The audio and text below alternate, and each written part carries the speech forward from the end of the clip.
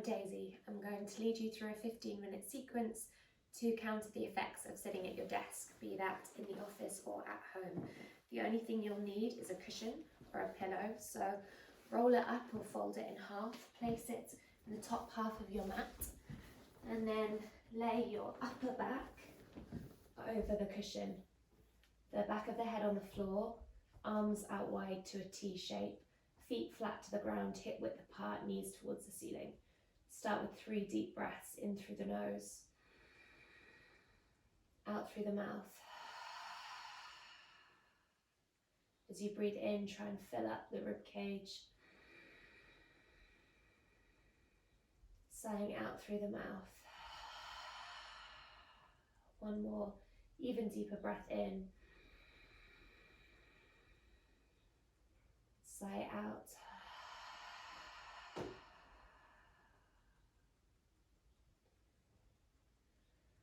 Interlace your fingers and then press the ceiling away from you. So you're reaching up ahead, and then reach your arms behind you. And you'll feel a lengthening through the side of the rib cage. Take 2 deep breaths there.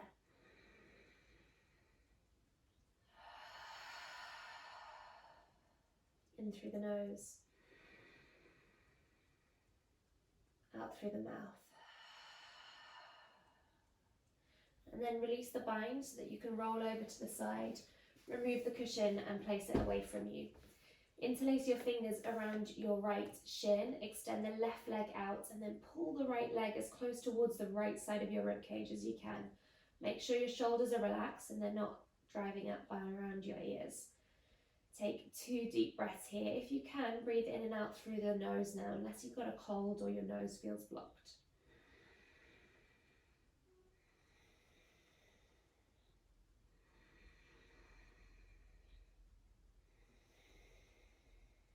And then release that leg and we'll take the other side. So take your deep breaths.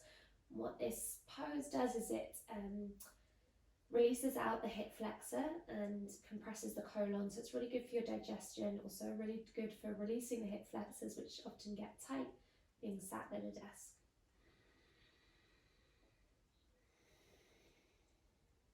And then release. Take your hands underneath the kneecaps, curve your spine and roll up and down the mat. So try and make the roll as smooth as possible, really curving through the back, chin towards the chest to make the C curve. You can use the 2 thick muscles either side of the spine, which will mean you wobble from one side to another, or just use the central part of the spine. Then come all the way up, either cross your legs and send them back or slide the legs around the outside. So come with your toes tucked under. It might feel uncomfortable, that's completely normal. And then interlace your hands behind your back. Bring the heels of the hands together and then squeeze your shoulder blades and lift up the chest. 2 more deep breaths, shoulders away from your ears.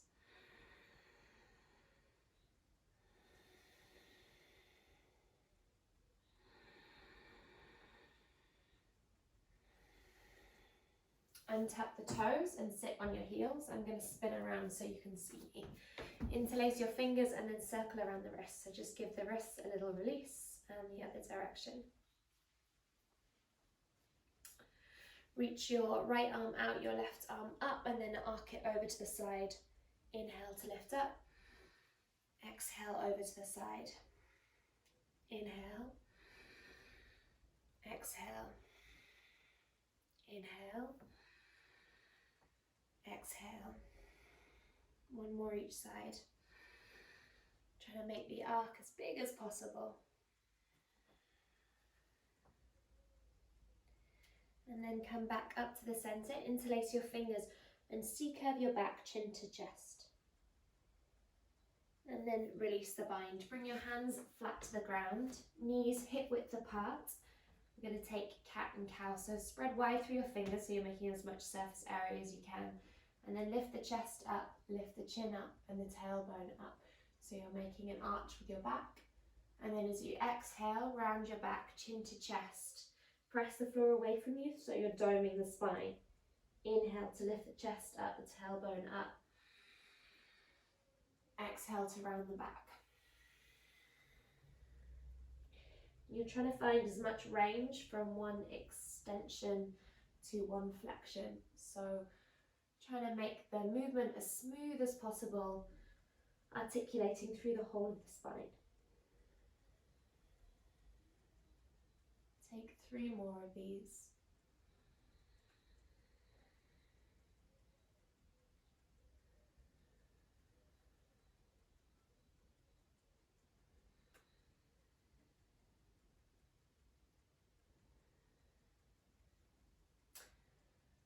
And then undulate the spine. So there's no right or wrong way to do this. You can just move the back any direction that feels helpful for you to mobilize. You can bend the elbows, send the hips back towards the heels or the shoulders forward of the wrists.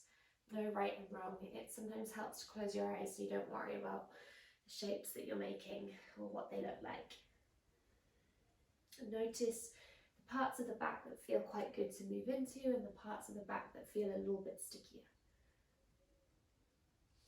And then tuck your toes under, press the floor away from you so your armpits are as far away from the ground as possible, and then hover your knees a centimetre off the ground. So we're firing up through the abdominals. You'll feel a little bit of strain through the wrists perhaps, maybe through the arms, and especially through the core. So we'll take 3 more breaths here.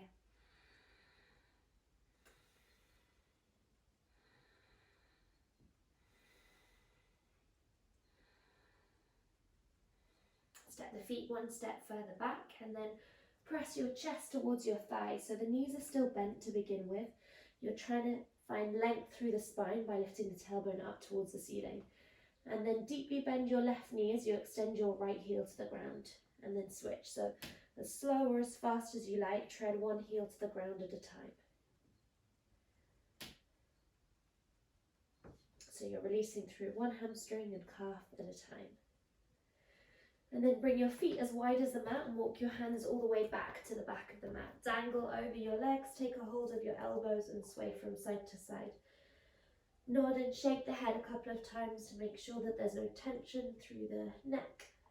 You're not gripping or holding on anywhere. Make sure the jaw is soft, there's space between the backs of your teeth. Your knees might be bent or straight depending on how it feels for you, so no right or wrong with that one. And then release the hands back to the ground, walk out to a high plank this time. So from here, place the knees to the ground, untuck the toes, and then bring your chest all the way down to the ground. Press the fronts of the feet into the ground so much so your knees might lift, the glutes will naturally engage, and then bring the fingers wider than the mat and lift your chest up. Only go up as far as feels enough for you, and then going back down. So inhale to lift the chest up. Make sure your shoulders are coming away from your ears. Exhale to lower down. Twice more. If you want to intensify, bring your hands back towards your waist. Inhale to lift up. Exhale to lower down. Inhale to lift up. Exhale to lower down. Hands back to the ground, tuck the toes under. This time keep your hips stacked over your knees and walk your arms out in front of you. So lay your forehead on the ground, your knees are stacked under your hips and you're getting an extension through the whole of the back. You can have your toes tucked or untucked. And you're trying to bring your armpits closer towards the ground. Some of you might prefer to bring your hands into a prayer and bring the hand behind the head, or take a hold of the shoulders.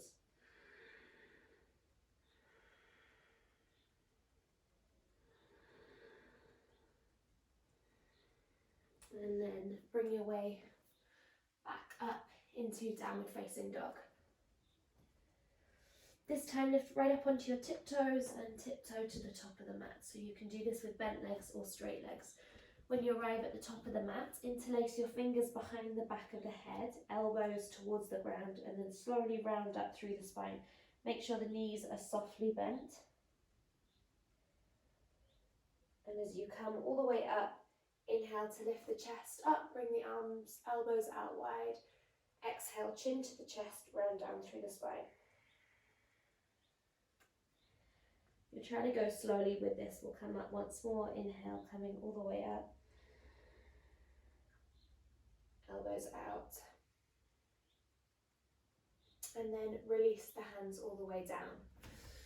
Reach your arms up, interlace your fingers, bend the knees that you can lift up towards the ceiling, and then come up and over to the left side. Inhale to lift up, exhale over to the right side. Inhale, lift up. This time we'll release the left arm down as you reach the right arm up and over. And then switch to the other side. So you're trying to get a really big side stretch. Once more each side. This time you can bring the hand further down towards the knee as you reach up on the diagonal with the right hand.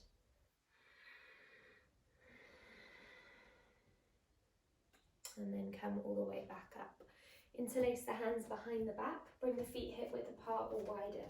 Inhale to lift the chest up, and then as you exhale, bend the knees, fold forward. So you're bringing your hands further away from your head towards the top of the mat. The knees can be bent or extended if you prefer. You're trying to get the opening through the chest. And then release the hands, step the right leg way back. Lift up the chest and then rock forward and back. So make sure that your right glute, your right bum cheek is active by squeezing the right bum cheek. And then release the back knee down to the ground. Interlace the fingers, press the front flesh of the thigh away from you and lift your chest up. Make sure your shoulders are not by your ears, but they're dropping down away from your ears.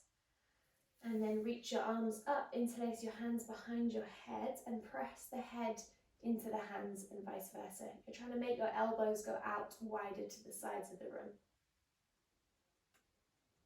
And then release, bring your fingertips to the ground, step the back knee in slightly, and then reach your left arm up to twist. Take 3 really big circles around with the left arm.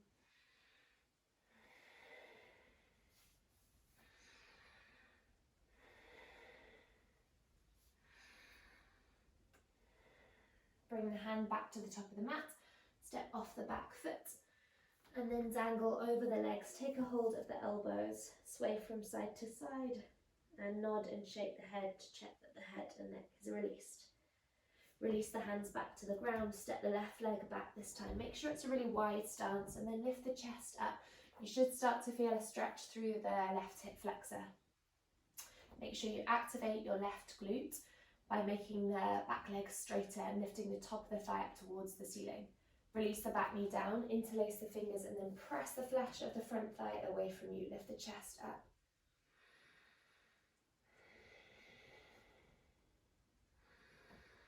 This time, interlace the hands behind the back, reach the chest up.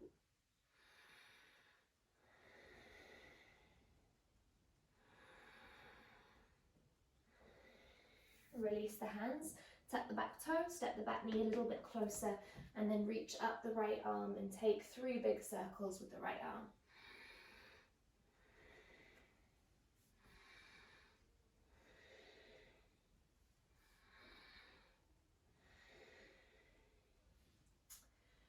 And then step your front knee to the middle of the mat. We're coming into camel pose, so bring your fingertips to face down, lift your chest up, and then rather than sticking your tailbone back and creating too much pressure through the lumbar spine, tuck your tailbone under so you feel your glutes engage, and then press the hips forward as you lift the chest up.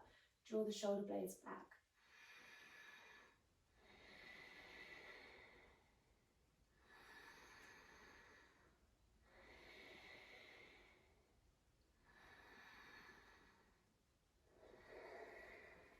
And then release. Bring your fingers to the side so you can come all the way down. Come laying on your back for camel. So lift up the hips, interlace the fingers underneath you, and then shuffle the shoulders a little bit closer towards you.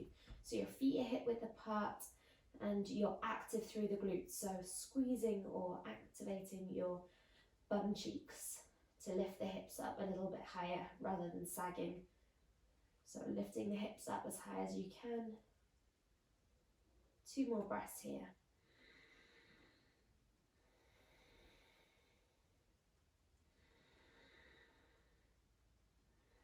And then release. And to finish with a twist. So pull your right knee into your chest like we did at the beginning, and then take opposite hand to opposite knee and twist across. Reach your right arm out like a T or to the side of your mat. You can either look over to the left or look over to the right, whichever you prefer.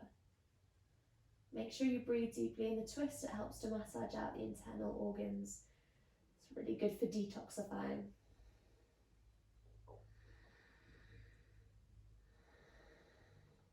Come back to the center. Square up if you need to, and then pull in the left knee. Take a hold of the left knee with the right hand, and then send the left knee over to the right. And you might need to lift up your right shoulder, shuffle it out a little bit. You can either look over to the left or look over to the right.